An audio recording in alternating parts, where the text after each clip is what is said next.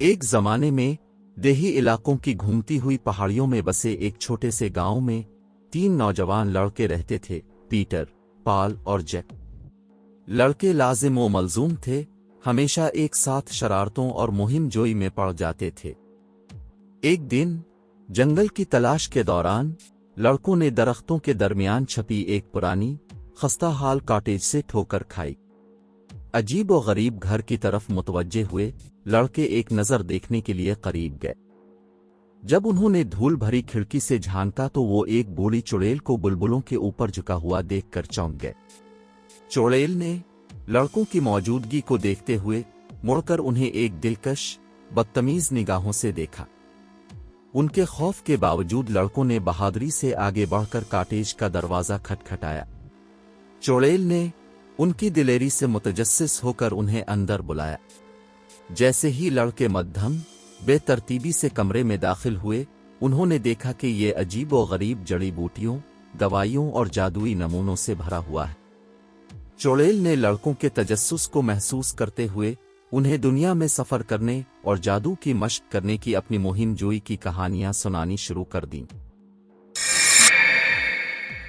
لڑکے حیرت سے سن رہے تھے بوڑھی چڑیل کی کہانیوں کے سحر میں، لیکن جیسے جیسے رات ڈھلتی گئی لڑکوں کو یہ احساس ہونے لگا کہ چڑیل نے انہیں اپنے گھر میں مدعو کرنے کے اوچھے مقاصد تھے۔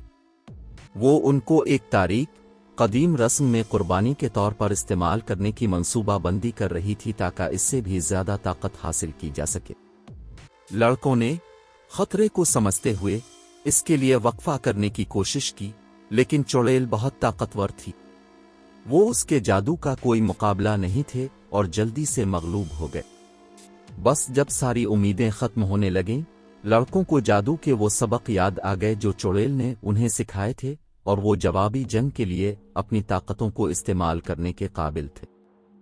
ایک شدید اور مایوس کن جنگ میں لڑکے چڑیل کو شکست دینے اور اس کے چنگل سے فرار ہونے میں کامیاب ہو گئے۔ جب وہ اندھیرے جنگل سے گھر بھاگے تو لڑکوں کو اپنی قسمت پر یقین نہیں آیا۔ وہ ایک شریر چڑیل کے ساتھ تصادم سے بچ گئے تھے، اور اس عمل میں انہوں نے نئی جادوئی طاقتیں بھی حاصل کی تھیں، اور اس طرح وہ اپنے گاؤں کی حفاظت کے لیے اپنے جادو کا استعمال کرتے ہوئے اور ایک ساتھ مل کر اور بھی زیادہ دلچسپ مہم جوئی کرتے ہوئے خوشی سے زندگی بسر کرتے رہے۔